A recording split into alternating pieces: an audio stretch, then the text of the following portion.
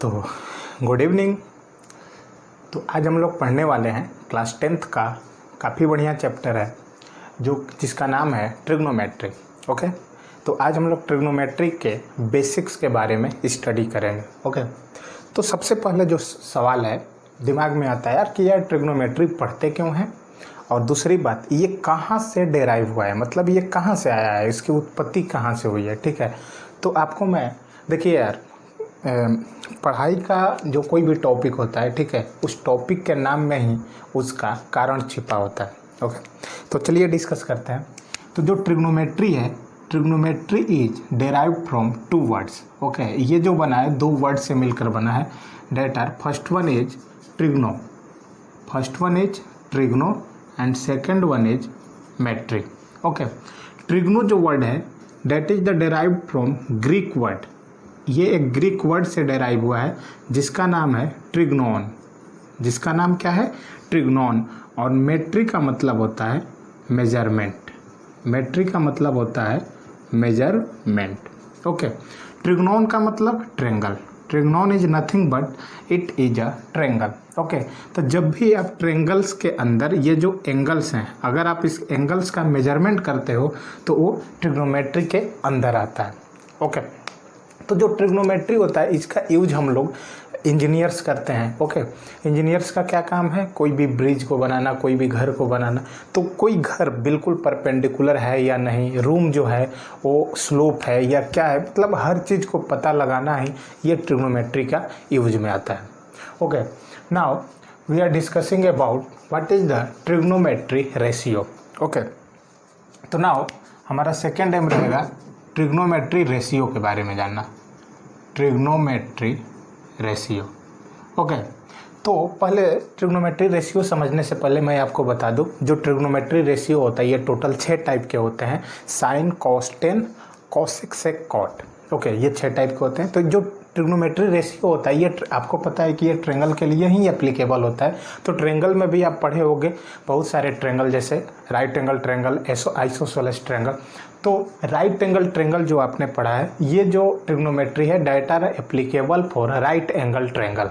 Okay, तो सबसे पहले राइट एंगल ट्रेंगल के बारे में समझते हैं। ओके, तो राइट एंगल ट्रेंगल बोलते किसको हैं?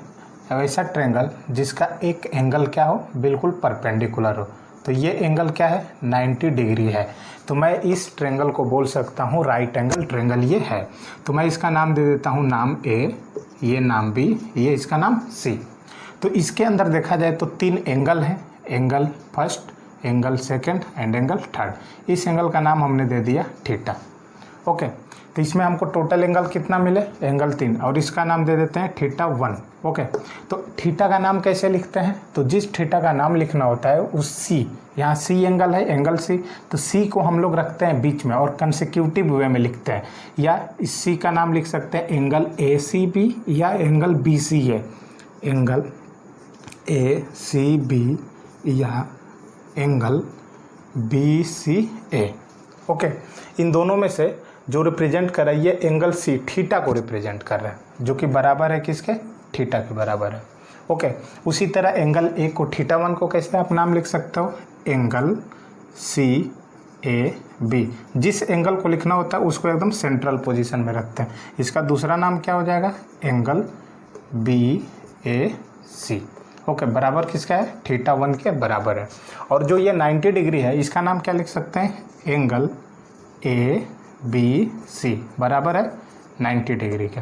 ओके, तो आई होप आपको क्लियर हो गया होगा। ठीक है, तो अब हम लोग समझते हैं कि ये साइड, टोटल साइड कितने हैं? ए सी, बी सी और ए बी। तो इसमें टोटल 3 साइड है। तो 3 साइड में कौन परपेंडिकुलर होगा, कौन बेस होगा और कौन हाइपोटेनस होगा, तो इसके बारे में हम लोग स्टडी करते हैं। ओके, तो इसमें हमको ये पता चला टोटल साइड जो हैं वो 3 हैं, ए सी, ओके, उसके बाद बी सी, उसके बाद ए बी। टोटल हमको 3 साइड मिले। तो देखिए कैसे पता लगाते हैं। जो 90 डिग्री के ठीक सामने वाला जो साइड होता है that are nothing but hypotenuse. Okay, पर ये जो परपेंडिकुलर दिख रहा है आपको, ऐसा दिख रहा है कि ये ट्रेंगल जो है इसमें यही परपेंडिकुलर होना चाहिए, ये बेस होना चाहिए, नहीं, कुछ भी हो सकता है।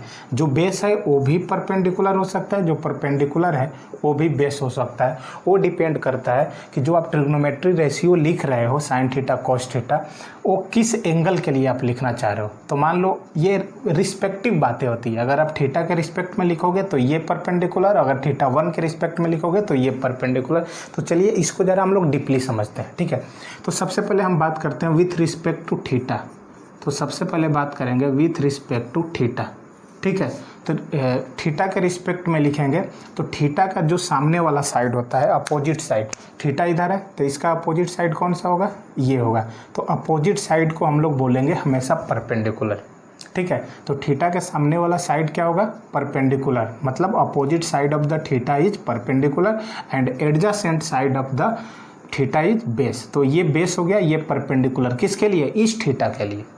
अगर आप थीटा 1 के बारे में बात करेंगे तो थीटा 1 का अपोजिट वाला परपेंडिकुलर हो जाएगा, ये परपेंडिकुलर होगा विथ रिस्पेक्ट टू थीटा 1, और इस थीटा 1 का एडजेसेंट साइड क्या है, ये है बेस, ठीक है। तो थीटा 1 के रिस्पेक्ट में ये बेस हो जाएगा। आप इसको उलट दो, उलट कर देखोगे तो कुछ आपको ऐसे अपीयर होगा, ठीक है। ये हमने इस ट्रेंगल को उलट दिया, तो अब ऐसे उल्टेंगे तो अब थीटा 1 क्या आ जाएगा, यहाँ। तो थीटा 1 का ये परपेंडिकुलर हो जाएगा और ये एडजेसेंट साइड क्या हो जाएगा, बेस हो जाएगा, ठीक है।